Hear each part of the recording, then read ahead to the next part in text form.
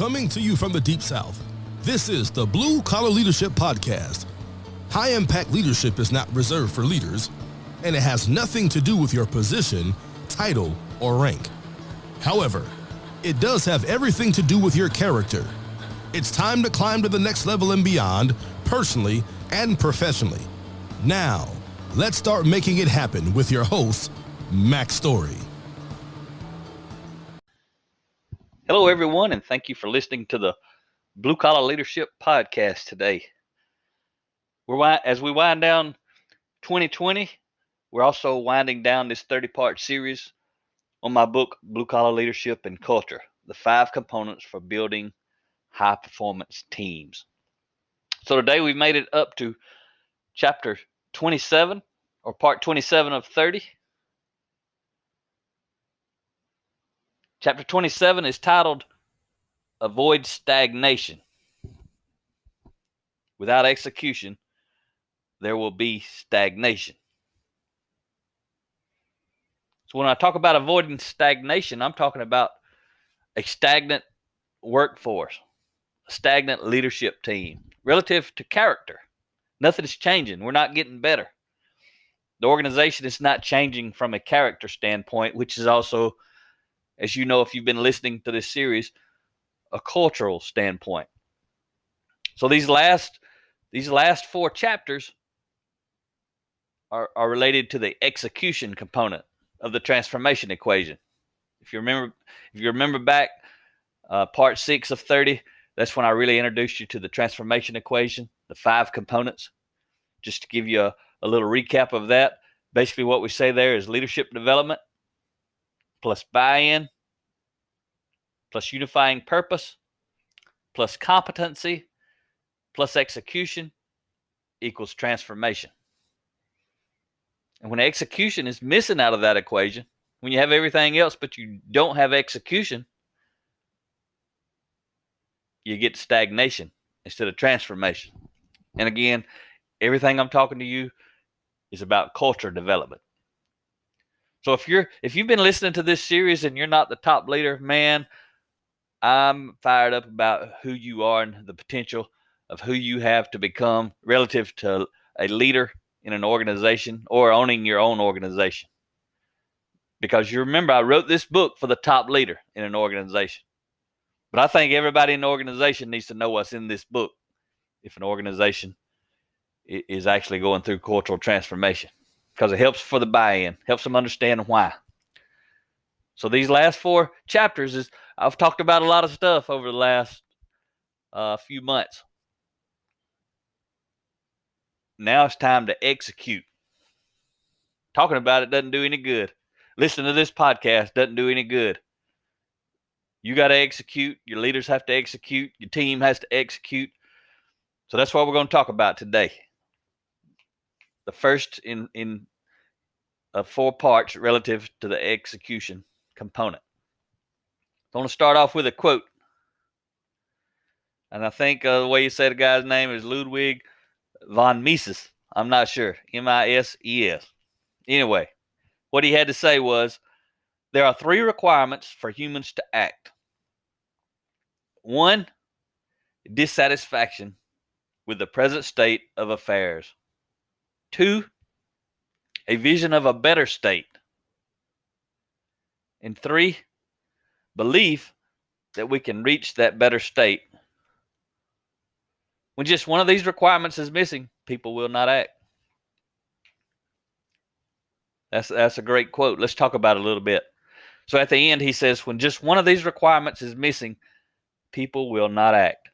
So if someone is not dissatisfied with the present state of their affairs, they're not going to act. If you're satisfied with your state of affairs, you're not going to act. If you don't have a vision of a better state, a better future state, you're not going to act. If you don't see how it's actually going to be better, you're not going to act. Whether that's in your organization or that's in your personal life, in your life. These things apply to an organization from a culture standpoint, but they also apply to you from an individual standpoint. And then the third thing, that if it's missing, you won't act, is a belief that you can reach that better state. If any one of those three things are missing, humans won't act. And I agree with him 100%. That's a powerful quote. You got to make it happen. You got to take action. Because remember, the subtitle of this chapter, without execution, there will be stagnation. And unfortunately, that's what most cultures are. They're stagnant. They're the same. Cultures in most organizations stay the same, with the exception of turnover. When there's turnover, people of different character come and go. So there's just a slight change in the culture, but it's really stagnant. For the culture to truly change without a lot of effort, the top leader has to change. That means they can change intentionally themselves, who they are. They can execute on what we've been talking about in this book. Or they can change, meaning for whatever reason, the top leader got changed. Either retired, resigned, got fired. Now we bring in a new leader that's got a completely different character than the old leader. And if that happens over time, the culture is going to shift to whatever that leader's expectations are. Remember, we talked about that early on. The foundation of culture is the top leader's values. Let's talk about executing. Merriam-Webster defines stagnation as a state or condition marked by lack of flow, movement, or development. And the key word for us relative to executing on cultural transformation, the key word out of that definition is lack of development. Development is the key word. Flow and movement also come into play, but in this chapter, and relative to really what I'm talking about in this book, is a lack of development. That's what's creating the stagnation. There is no development in most organizations. Now, I'm privileged to work with a lot of leaders and a lot of people and growing and developing people. But most organizations are doing nothing. They're not doing anything with me. They're not doing anything on their own. They're not doing anything with someone else. They're just doing the job, whatever the job is. That's the mission. They may be executing on doing the job, but the culture is stagnant. And why? Because development is the key word when it comes to preventing cultural stagnation. Development. You got to do it. I want to read you a couple of lines straight from the book. Remember, when I'm talking to you, I may be sharing a few quotes and thoughts from a chapter, but I'm not reading you the chapter. If you haven't read the book, you're missing a lot of key points. I'm teaching you a lot of key points that are not in the book, but you're missing a lot of key points that are in the book. So I want to read you a couple of things when we're talking about development being the key word when it comes to preventing cultural stagnation. So development is, I'm going to read, I'll tell you when I stop reading from the book, but I'm going to read about a half a page from the book, something I put in here. Development, I'm starting now. Development is what you should think of when there's an atmosphere of low trust among a team, in a department, between departments, or throughout the organization. Development is what you should think of when you're frustrated, or when you encounter frustrated team members, customers, or suppliers. Development is what you should think of when you encounter resistance for any reason, but especially resistance related to change, process improvement, vision, and mission. Development is what you should think of when there is constant confusion among your team. Development is what you should think of when you become stressed or experience anxiety, or when you sense your team is experiencing stress or anxiety. Development is what you should think of when there's a lack of communication. People don't feel understood, tempers are flaring, and voices are rising.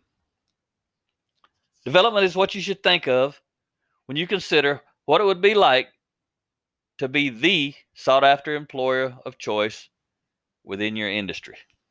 So that concludes my book reading to you, reading from that chapter. See, that's a perfect example. That little component I just shared with you, if I hadn't decided to read straight from the book and you were just listening to this podcast, you would have missed that. And that's a very thought-provoking section I put in this first chapter on execution.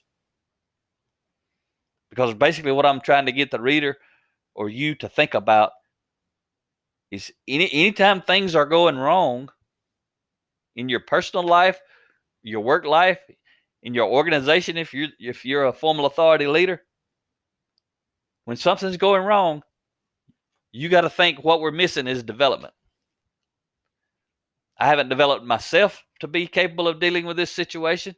I haven't developed myself to prevent this situation. I haven't developed myself to pull my team through this situation.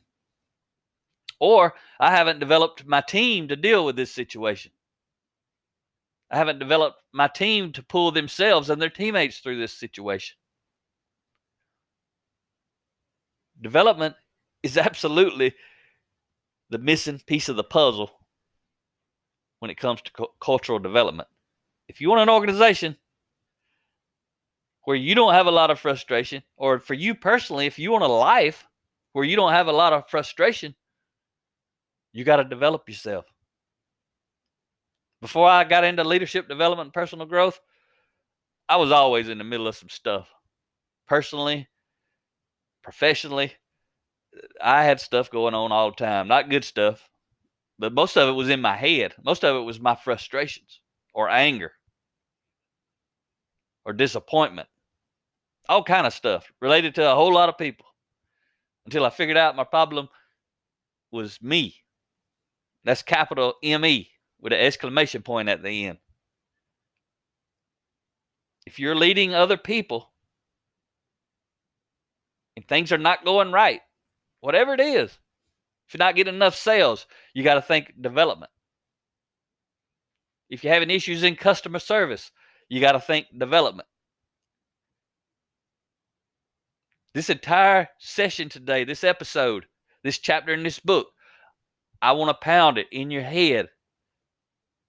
Whenever things are going wrong,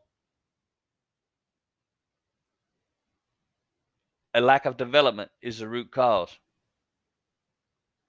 And if you want to avoid having to correct things and people because they've gone wrong, if you want to help things to go right on the front end so they don't go wrong on the back end, guess what? Same exact word, development. If you want to prevent things from going wrong on the front end so they don't go wrong on the back end, you got to develop people on the front end. Too late once it's happened. And usually there's a lot of pressure when something is happening. Just like you think about this year with COVID, all the craziness, all the changes that happened. So many organizations, their people were not ready to deal with change. So many individuals, relative to their personal life, they were not ready to deal with change. They haven't developed themselves. They were very reactive. And I hope this doesn't bring back a bad memory for you. I don't know who all is listening, but I'm telling you today, there are people who are no longer on this earth alive because they were not ready to deal with all the change that happened. It wasn't just COVID. Every year that happens. Every year there are people who take their own life because they're not ready to deal with life, haven't developed themselves. That's why this is such a big deal. Leadership development, personal growth inside an organization definitely will help the organization. But this kind of stuff in an organization is, I tell my clients all the time, this is way, way, way bigger than you. I tell them, you got to want to help people have a better life. You want to be the high impact leader, you got to help people have a better life. And there's some people that if you don't help them, they're not going to have a life. They're going to take their life. People are going through some stuff. You don't know who they are. Might be you one day. But when you learn to think different and be different, your life's going to be different. There's things that used to get me bent so far out of shape, I can't even explain it to you. And today, it don't even like, it never even happens. I just move right on past it. Why? Development, personal development. Remember, personal development is the foundation for leadership development. I can't stress to you, I'm so proud of you if you listen to this, because guess what you're doing? You're developing yourself. But if you're a formal authority leader, you got to go way past that relative to cultural transformation. You got to develop yourself with the intent of developing others from top to bottom. And it is a privilege when I get to interact with leaders who are actually doing that and allow me to be a part of it, and Rhea to join me and be a part of it. We've booked a lot of new clients lately. Pretty cool. We're going to do some cool things. This year's been slower. For us financially, it's just been about 50% of what last year was. Last year we were in 40 states. It was a great year. So this year, a lot of times we weren't doing nothing. But, we got a lot of books. We're selling books. We did a lot of stuff on the first 3 months of this year. We were in 13 states in Canada.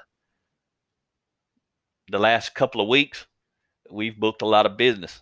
And people tired of waiting. They got people who need to be developed. We're booking a lot of business, selling a lot of books.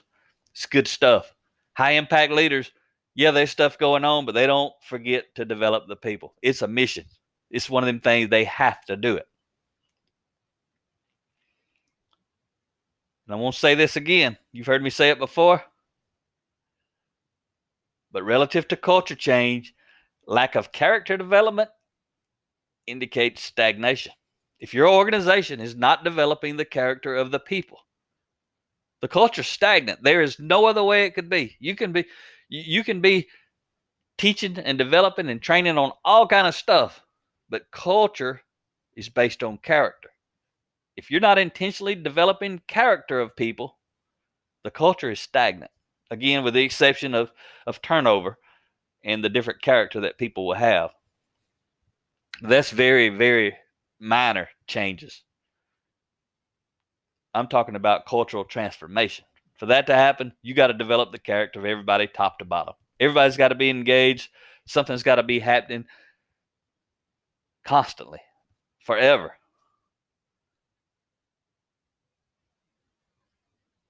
To say it like this, when it comes to culture change, development equals execution. No character development, no execution.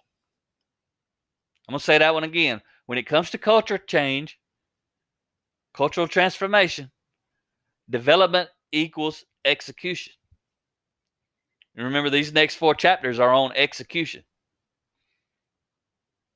Today we're talking about avoiding the stagnation. So you're not executing relative to cultural transformation unless you're developing the people, all the people, on a consistent and regular basis. You're not executing on cultural transformation, no matter how much you want to transform the culture. Development equals execution. That's simple. It's that simple. Character development is what separates great organizations from mediocre organizations. All those great companies out there, the ones that thousands of people want to work at, and whenever they have an opening, they got an opportunity. They have an opportunity to pick from thousands of people who want to work there, who want a job there. These truly great companies, what separates them from everyone else? Character. Mediocre companies, they say, oh, we don't have time and money and resources to grow and develop the team. We can't afford it. That's what the top leader says in a mediocre organization. We can't afford to do training and development for whatever excuse they want to come up with. The best and greatest organizations, their leaders say we can't afford not to do it.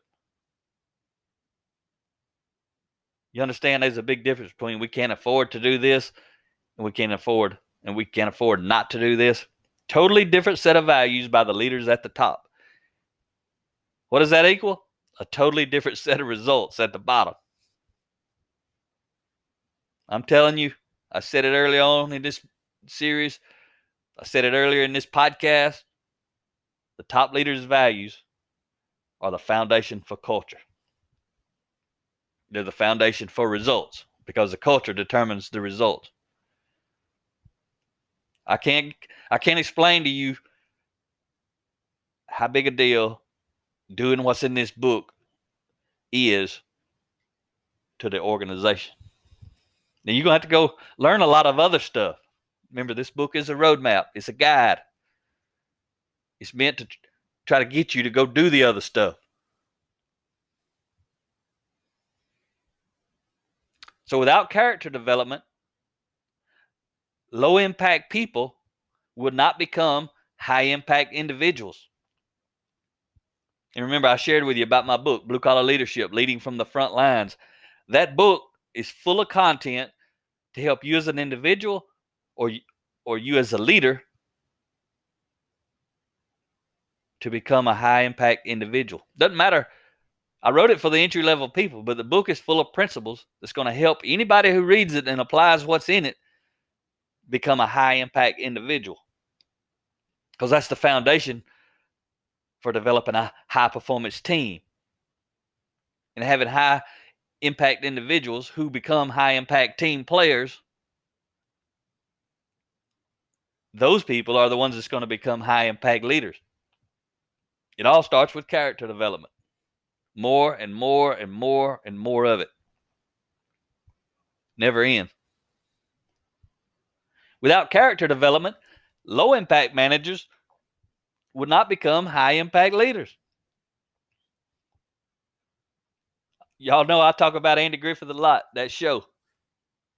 Without character development, Barney Fife will never become like Andy.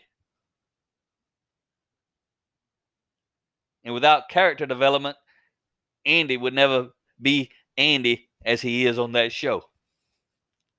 You never heard me talk about Andy Griffith's show. I'm telling you today, go watch that old show. It's a leadership show.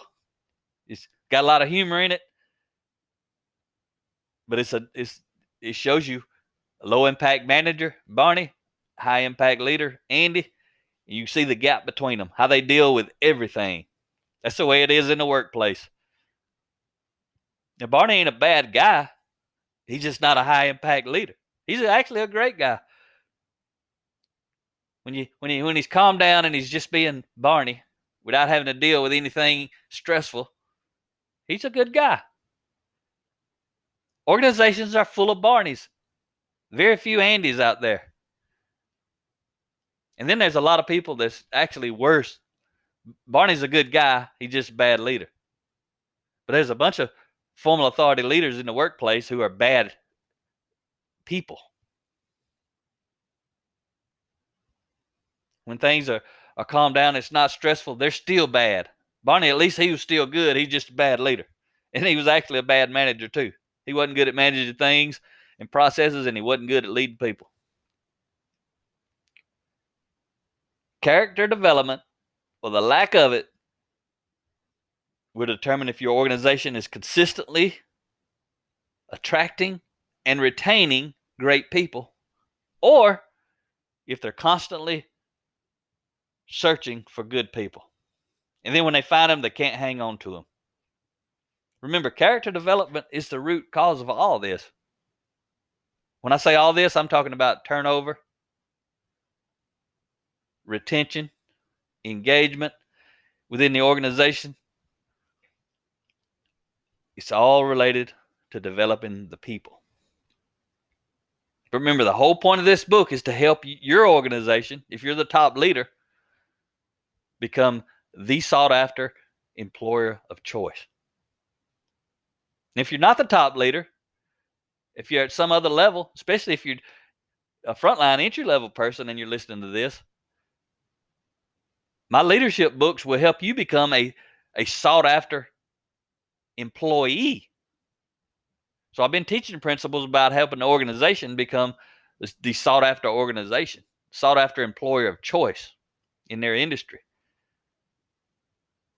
But all the stuff that it takes to actually create that when it comes to the individual level is helping individuals become sought-after employees. If you want to become a sought-after employee, you got to work on growing and developing yourself, regardless of whether your leader is doing it or not. your life's going to get better. Your salary is going to get bigger. Your options are going to increase. That's why you go do it for yourself. You don't wait on your leader. But if you're a leader, you got to do it for your team because you're responsible for the organization. What I'm talking about, cultural development doesn't happen accidentally. It's not going to happen automatically. Cultural development happens intentionally or not at all. It happens intentionally or not at all. So I'll leave you with a quote today by Robert Shaw. He says, above all, success in business requires two things: a winning competitive strategy and superb organizational execution. Distrust is the enemy of both. Distrust is the enemy of both, he says at the end. What he's saying, distrust is the enemy of a winning competitive strategy, and distrust is the enemy of superb organizational execution. See, even if a leader goes in, tries to truly develop their organizations, starts doing all this leadership development, personal growth development that I talk about, if the people in the organization distrust the leader, they're going to feel manipulated instead of motivated. They're not going to buy in. Remember, we went and covered all that in these earlier chapters of this book during this 30-part series. You got to build trust. That's why I tell leaders who are listening to this podcast or reading this book, if it was me, if Mack Story is leading the cultural transformation in any organization, if I'm the top leader, I'm the owner, or I'm the CEO, everybody in my organization is going to go through this book. Right there is a perfect example why. Because distrust is the enemy. If an organization has never done it, this kind of development, and they start doing it, and they don't really teach people what's in this book so they understand the big picture, so they understand why it's being done, they understand how it's going to be done, they're going to be resistant. You're not going to have buy-in. Some people may, but you want everybody to be bought in. And again, everybody's not going to buy in. There's going to be 5% or so that doesn't. But you don't want 50, 60, 70, 80, 90% of the people not to be bought in. That's why I talk to you. High-impact leaders go slow to go fast. Low-impact leaders won't go fast to go slow. So they're not going to teach everybody this book. They're not going to share this content with them. They're not going to give them a copy of this book. They're not going to lead them through book studies on this book because they think it's only for the top leader because that's who I wrote it for. It's for everybody if you're serious about this. It's just like blue-collar leadership leading from the front lines. I wrote it for the entry-level frontline worker. But that book is for everybody, including the top leader, because it's full of principles on how to become a high-impact individual. Everybody needs to be a high-impact individual, top to bottom. But I didn't write my books generically. I wrote them for a specific audience. But everybody can learn from every book that I write because it's full of principles. So when you're thinking about cultural transformation, and I mentioned this at the end of this chapter in the book, don't forget about the sales team. A lot of times they're overlooked. I got a book called Who's Buying You? Until you sell yourself, you won't sell much. That book is purely focused on selling with character. Because that's what your sales force is competing with, the character of the other sales force. And ultimately, it's the character of each individual is competing with the character of the other individuals who are trying to sell their product, your competition. When you're a salesperson, that's the first sale you got to win. You got to sell yourself. And to sell yourself over everybody else is going to be based on your character. Hope you enjoyed today's episode. Talk to you next time. Make it happen or someone else will. It might as well be you. Are you serious about taking your career and your life to the next level and beyond? Check out Mack Story's Blue Collar Leadership series books and others, now available on audio, along with paperback and ebooks at Amazon, iTunes, and Audible. Please visit bluecollarleadership.com to learn about Mack's books, programs, special offers, certifications, and more. Thank you for listening to the Blue Collar Leadership Podcast.